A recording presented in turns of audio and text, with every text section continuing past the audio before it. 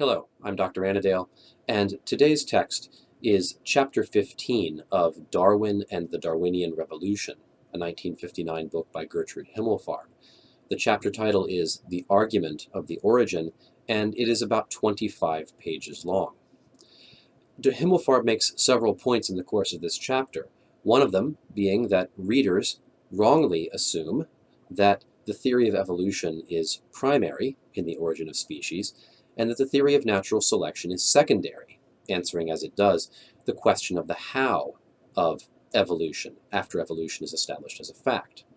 Himmelfarb claims this was not in fact Darwin's intent. Darwin saw both of these two theories as intertwined and as proved by the same body of evidence.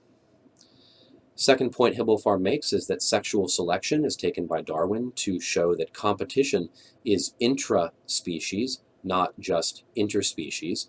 In fact, that the sharpest competition takes place between similar individuals and not just between species. Himmelfarb identifies a problem.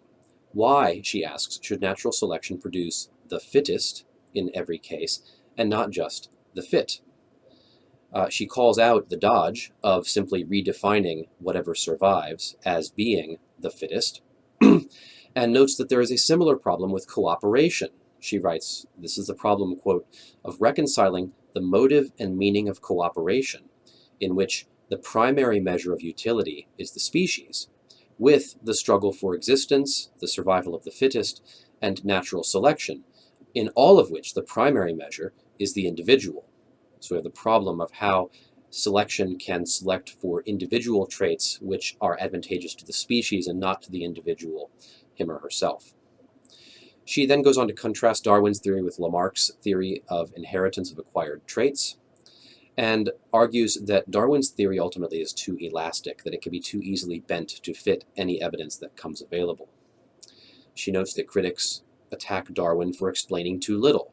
They argue that he explains the variation of species once they already exist, but is not able to account for the origin of species. So this is an attack directly upon the heart of the argument of the book.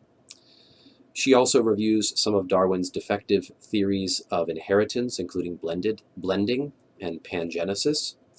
And in the last 8 pages of the chapter, Himmelfarb criticizes the Neo-Darwinians, noting that, like Darwin, they respond to identified weaknesses in their theories by turning those weaknesses into strengths. She ends the chapter by noting that Darwin seems to equivocate on the meaning of the word explain. And what is meant by Darwin to be an argument appealing to a giant mountain of evidence ends up, she says, relying too much on an argument from ignorance. 2 questions as you reflect upon this chapter. First, are there, in fact, 2 theories of evolution and of natural selection at stake in the origin of species? If so, how should we separate them?